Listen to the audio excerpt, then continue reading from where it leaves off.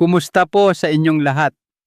Ako po si Dr. Benigno Manlapas, ang inyong doktor na laging nakaalalay at nagmamalasakit sa kalusugan ng ating mga lolo at lola. Ayusin natin ito at siguradong magbabago ang lahat. Naniniwala ba kayo na inaalagaan ninyong mabuti ang inyong sarili? Binabantayan ninyo ang inyong kinakain? Umiinom kayo ng mga maintenance na gamot at bitamina, gumagalaw-galaw at nag-eehersisyo at sinisikap na mabuhay ng tama.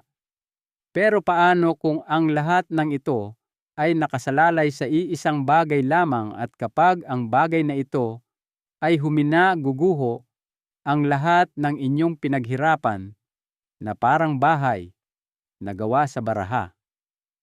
Marami ang sigurado na ang pinakamahalaga ay ang kumain ng malinis na pagkain, uminom ng bitamina at manatiling malakas ang pangangatawan. Ngunit mayroong isang bagay na kung wala ito, hindi gagana ang lahat ng iyon. Kapag binaliwala ninyo ito, para na rin ninyong sinayang ang inyong pagsisikap. Kung kayo ay nabubuhay sa patuloy na pagmamadali at hindi nakikinig sa inyong sariling katawan, dahan-dahang hihinto ang kakayahan ng inyong organismo na magpagaling. At lalo na kapag tayo ay lumampas na sa edad na 50, hindi na nagpapatawad ang kalikasan sa ganitong kapabayaan. May mga taong nakalimutan na kung paano dapat gumana ang natural na mekanismong ito. Noong mga bata pa tayo, perpekto ito. Tumpak itong inilaan ng kalikasan sa atin upang alam ng katawan kung kailan dapat magpahinga, maglinis ng sistema at mag-renew ng lakas. Ngunit sa paglipas ng mga taon, tayo mismo ang sumira nito dahil sa kakulangan, sa tulog, matinding stress, walang katapusang pag-aalala, pag-inom ng kape. Sa halip na manahimik at pagtutok sa mga screens, sa halip na kapayapaan. At ngayon, nagpapadala na ng senyales ang inyong katawan. Pagkapagod, pagtaas ng presyon ng dugo o high blood, pagiging mainitin ang ulo, pagkabalisa, at biglaang paggising sa kalagitnaan ng gabi. Parang sinasabi ng inyong katawan na pwede kang uminom ng sandamakmak na supplements, pwede mong bilangin ang calories ng kinakain mo, pero hanggat hindi mo ako inaayos at pinagpapahinga, walang magbabago. At ang pinakamahalaga sa lahat, hindi ito sakit. Ito ay isang babala. Nagsisimula ito sa libu-libong tao na pabalik-balik sa mga doktor, nagpapa-check up, umiinom ng tableta at nagpapalit-palit ng diagnosis. At kapag hindi nila mahanap ang ugat ng problema, sinusubukan na lang nilang kontrolin ang epekto para gumaan ang pakiramdam. Pero walang tunay na nagbabago dahil hanggat hindi na ibabalik ang pangunahing mekanismo, babalik at babalik ang katawan sa parehong problema. Sa tingin ko ay marami na sa inyo ang nakahula kung ano ang tinutukoy ko. Ito ay ang inyong pagtulog. Ang pinakasimple at pinakanatural na proseso na nakalimutan nating respetuhin ngayong tayo ay tumanda na. Itinuturing natin itong isang ordinaryong bagay lamang. Pero ito ang nagpapatakbo sa lahat. Ang puso, mga ugat, hormones, memorya, mood, at pati na ang inyong kagustuhang mabuhay. Ilang beses na nating narinig na ang isang sigarilyo ay nakakabawas ng 70 minuto sa buhay ng tao. Alam na ito ng karamihan.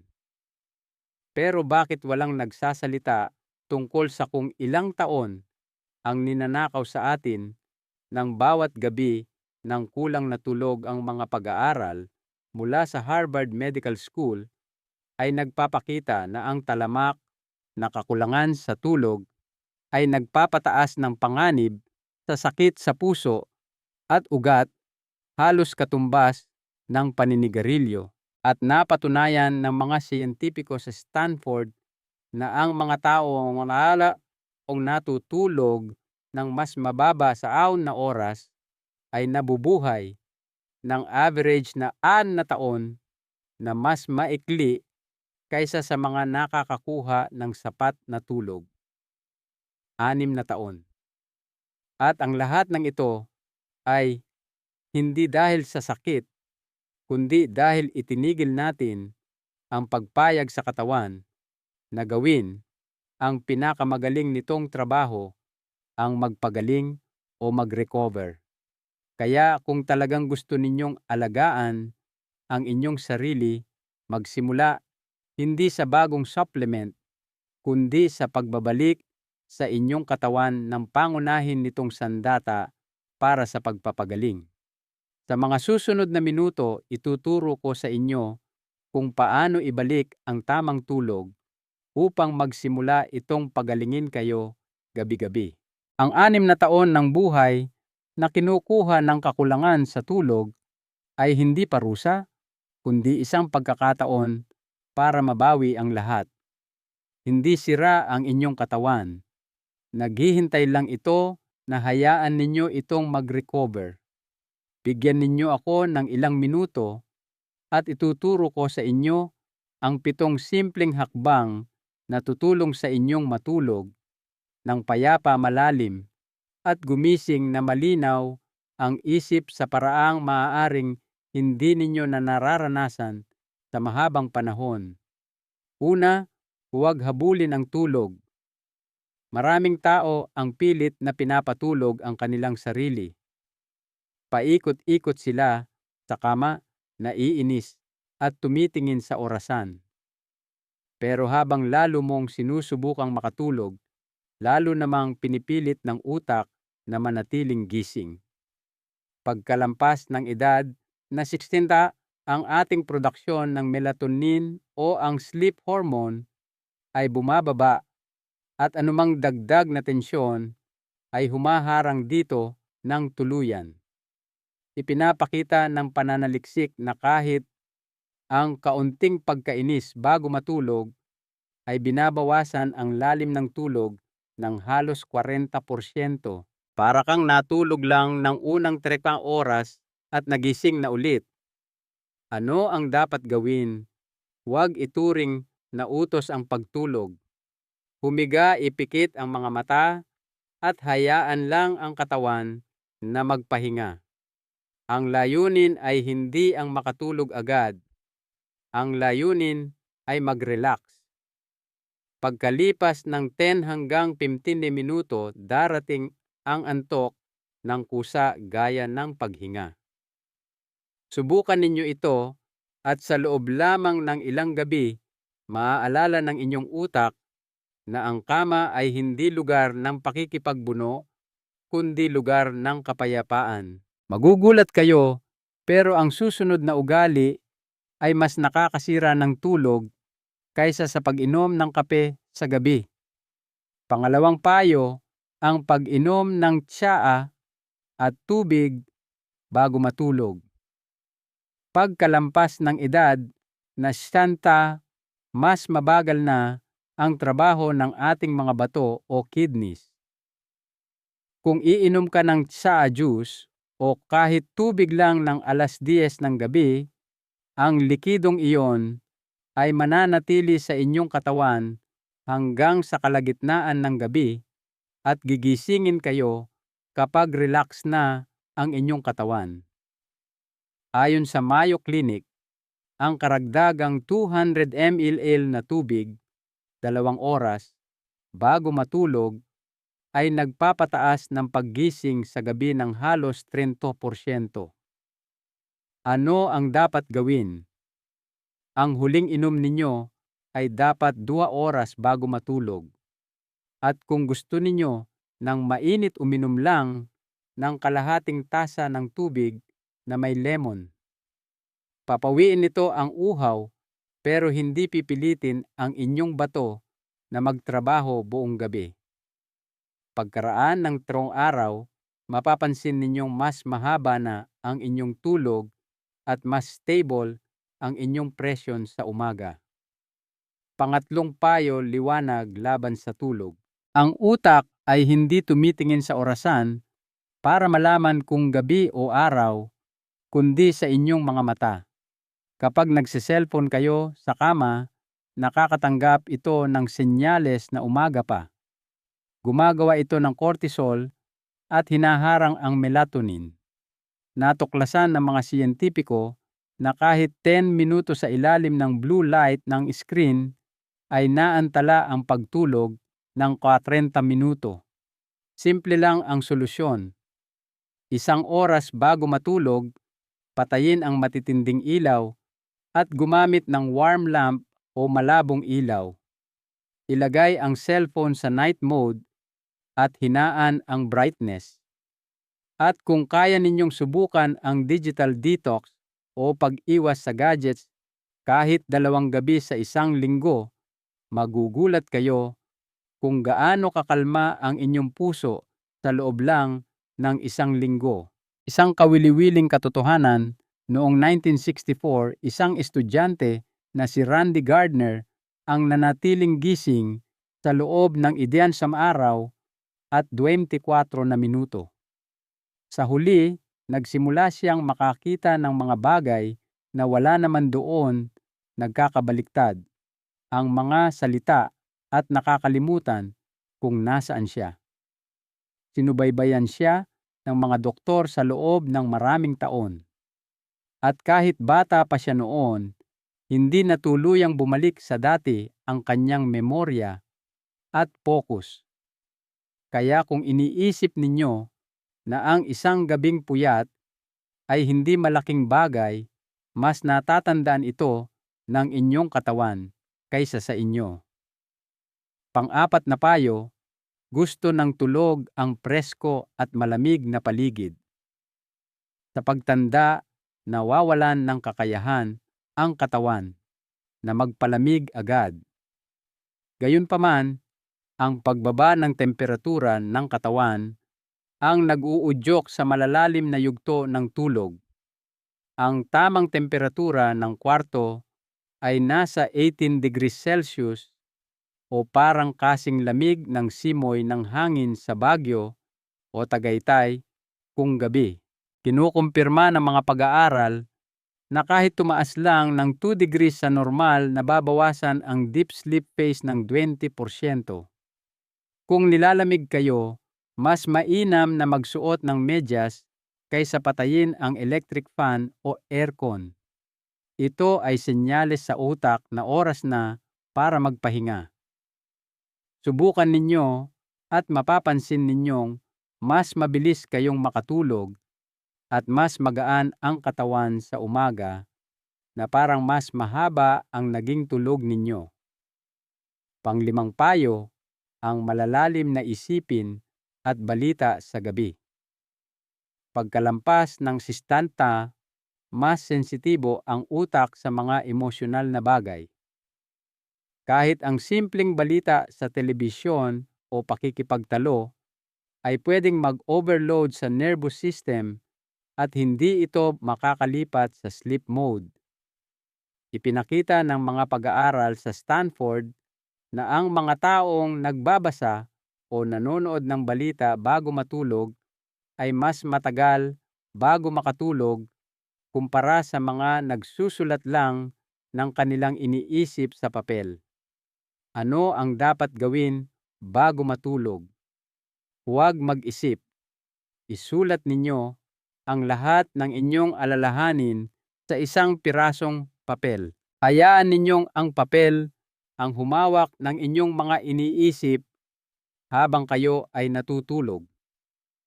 Subukan ninyo ngayong gabi at makikita ninyo kung paano kusang magpapahinga ang utak ng walang laban. Pang-6 na payo, ang bisa ng ritual.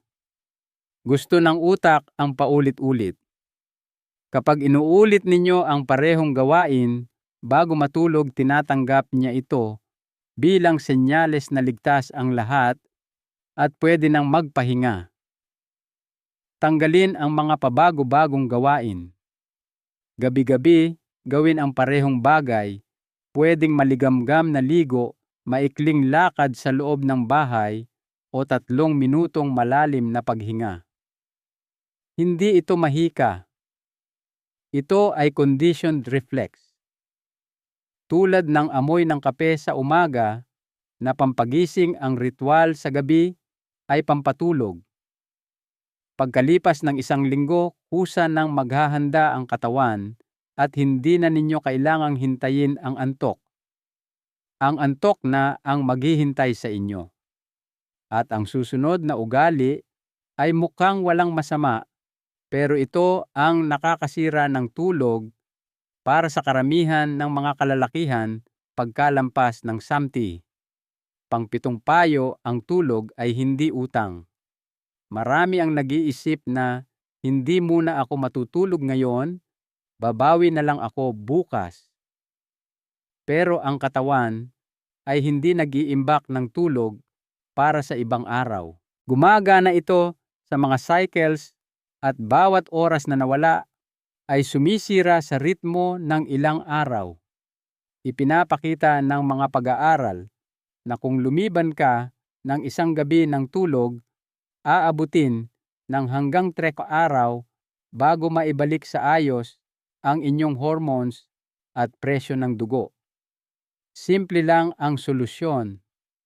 Matulog sa parehong oras kahit hindi kayo nakakaramdam ng pagod.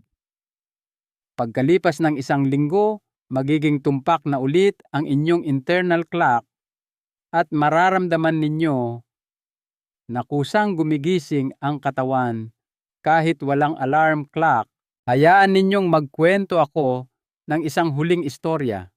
Kamakailan lang mayroon akong pasyente sa aking klinika dito sa Maynila, tawagin natin siyang Lolo Pepe. Siya ay 95 anyos na at pumunta lang siya para sa regular na check-up. Pero napakabata ng kanyang kilos at pangangatawan na halos hindi ako makapaniwala nang tingnan ko ang kanyang medical chart.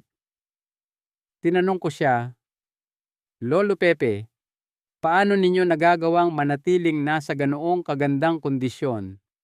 Tumawa siya ng mahina at sinabi ang 2 salita, oras ng tulog. Kaya ngayong araw, natutunan ninyo na una, ang tulog ay hindi dumarating sa utos, kailangan nito ng relaxation. Pangalawa, ang pag-inom sa gabi ay gumigising sa katawan. Pangatlo, ang liwanag mula sa screens ay pumipigil sa utak na lumipat sa kadiliman. Pang-apat, ang pagiging presko at malamig ay nagpapabilis ng pagtulog. Pang-5, ang mga isipin at balita ay nagpapagana sa utak parang kape. Pang-6, ang mga ritual ay tumutulong sa utak na maging panatag. Pang-7, hindi ninyo pwedeng habulin o bayaran ang utang na tulog. Kailangan itong respetuhin araw-araw. Ang inyong katawan ay may kakayahang matulog ng payapa. Kailangan ninyo lang itong bigyan ng pagkakataon. Hayaan ninyong ang gabing ito ang maging simula kung saan matutulog kayo ng may ngiti at tiwala na hawak ninyo ang kontrol sa inyong kalusugan. Tandaan ninyo ang mahalagang aral na ito, ang edad ay numero lamang at hindi kaaway kung marunong tayong makinig at sumunod sa pangangailangan ng ating katawan. Kung nakatulong ang video na ito, pakiclick ang like button at isulat sa comments kung aling payo ang pinakanagulat kayo. Makakatulong ito sa ibang mga manonood na makahanap ng simpleng solusyon. At sa susunod na video, sasabihin ko sa inyo ang tungkol sa isang inumin na nakakatulong sa mas malalim na tulog pero hindi nagiging sanhi ng panghihina sa umaga. Mag-ingat po kayong lagi. Magandang gabi at kita-kits sa susunod na video. Libo-libong mga lolo at lola na ang natulungan ng video na ito, kaya iminumungkahi ko na panoorin ninyo ito. Mag-click para magpatuloy.